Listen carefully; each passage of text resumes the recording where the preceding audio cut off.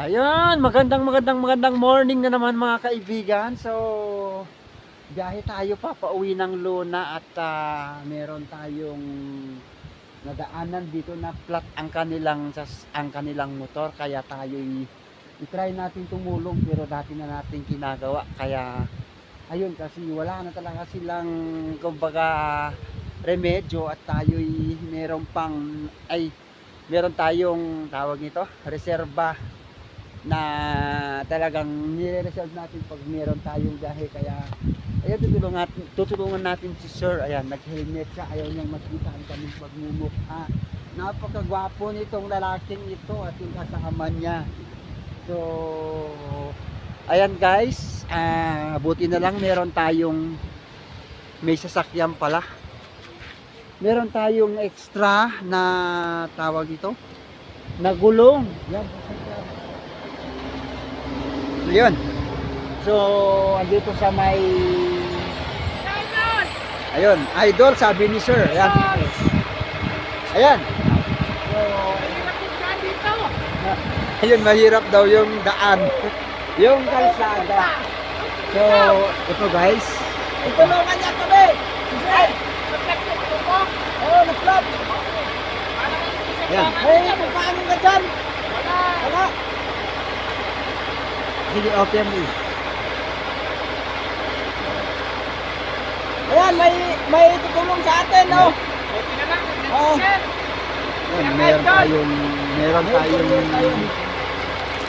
so ito yung interior natin na wala na tayong interior. Sana mabait sa atin ang Panginoon kasi di tayo maplatan.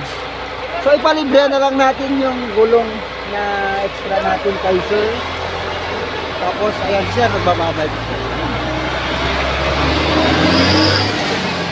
So ito yung kanilang motor na wala na talagang pamuspusan or remedyo. Kaya ayun, nag-donate tayo ulit ng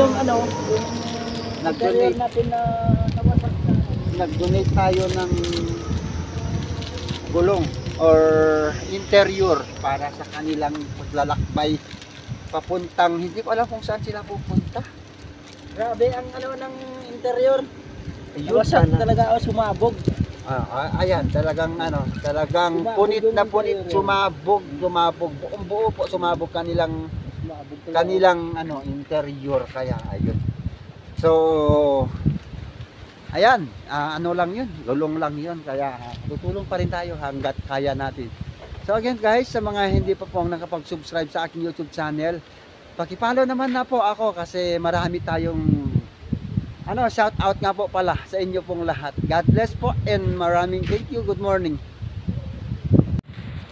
So tutuloy ulit natin guys. Pasensya na kayo, nagpaalam ako kanina pero balik tayo dito sa ating so ginagawan na ito ng paraan itong kanilang motor na ayun, talagang sumabog po ang kanilang interior.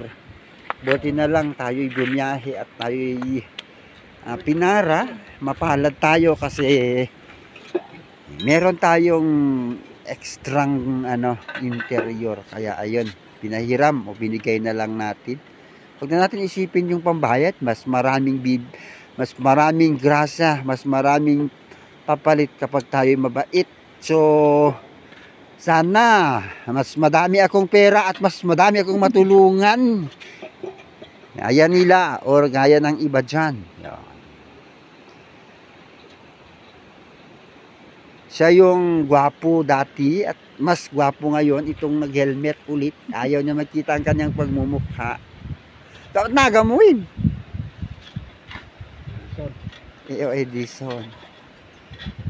Edison Mangayaw?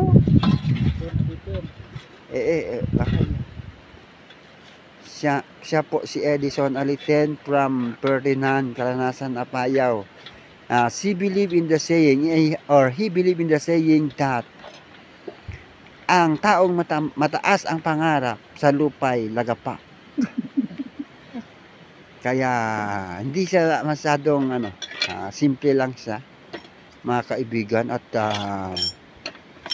marami siyang tinatagong kayamanan, lalo yung kanyang anting-anting na pang ano, di ko alam kung anong saan niya ginagamit, pero according sa sulat ng nagsulat, ginagamit niya ito sa paraan kung paano siya gagayumahin ng mga babae. Ang mga babae ang gagayuma sa kanya dahil di ko alam, dami talaga siyang kakaibang diskarte sa buhay. Ayan, ganyan siya kagaling maglagay ng interior or exterior sa gulong ng palad. Wala kayong lakwit. Wala kayong lakwit? Wala. Meron ako. Andyan. Ay, tingnan mo. Ayan, hindi kayo kasi nagtatanong.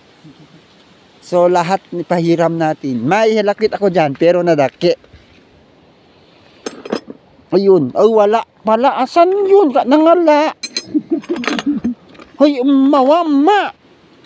Os. Amawan. Ano lang natin, gagamitin natin. Maliit na tools. Mawan bro. Tani gusto. Siga mana nga la. Mapi tools uwin. Us. Panama pila din. So ayun po, yung tools ko nawala sa motor ko mismo, pangnakaw ko talaga yon. Sana nanakawin pa yung mga ibang tools ko kasi pangnakaw ko lahat mga yan, pamigay ko po. Yun, natawa sila. Nananakawin lahat. Oo, sige. Ayan, So again, ginamit natin na lakwit. yun, ganon siya kagaling maglagay ng ano, maliit lang yung ginawit ng lakwit para ibalik itong gulong na ano, na flat po. So guys, once again, thank you so much. See you on my next vlog. God bless and God bless.